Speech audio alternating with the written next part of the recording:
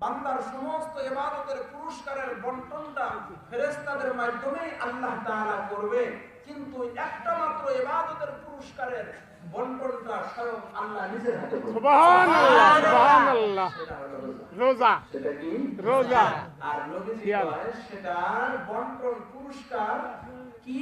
আল্লাহর নবী বলে আসিয়ামু জান্নাতুম মিনান নার। ইবনে মাজাহ শরীফের হাদিসে নবীজি আলাইহিস সালাতু ওয়াস সালামের হাদিস নিয়ে আসে আসিয়ামু জান্নাতুম মিনান নার।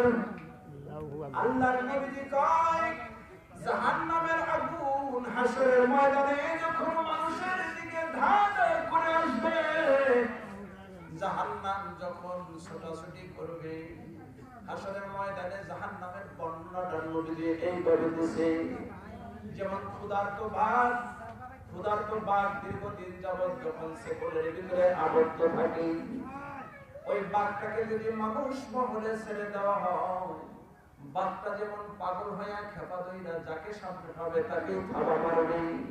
হাসরের ময়দানে জাহান্নামীদেরকে দেখা এমন ভাবে হাত করে হুঙ্কার দিয়ে আসতে থাকবে, মানুষ দেখা অস্থির হয়ে যাবে, পাগল হয়ে যাবে।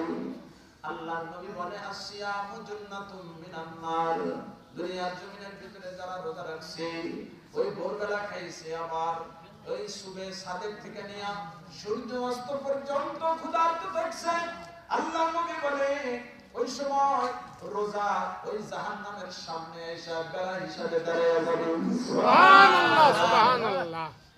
রোজাদার দাঁড়ায় আছে, সামনে একটা পাচিল হয়ে যাবে, ডাল হয়ে যাবে।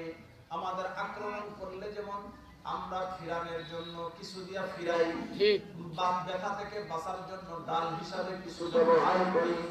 আল্লাহ নবীজি বলে রোজাদারকে যখন জাহান্নাম আক্রমণ করবে, জাহান্নামের সামনে আর রোজাদারের সামনে রোজা আয়েশা ডাল হিসাবে দাঁড়ায় যাবে। সুবহানাল্লাহ। আল্লাহর নবী কয় যখন রোজা পাচিল হিসাবে রোজাদারের সামনে দাঁড়ায় যাবে, রোজার সাহস ওই জাহান্নামের সাহস নাই রোজাকে বের করে ওই রোজাদারকে কষ্ট দেওয়া। সুবহানাল্লাহ, সুবহানাল্লাহ। আর আল্লাহর নবী কখনো নিজের থেকে একটা কথা কয় নাই যতক্ষণ পর্যন্ত আল্লাহর বন্ধুকে শিখায় না। ঠিক সুবহানাল্লাহ।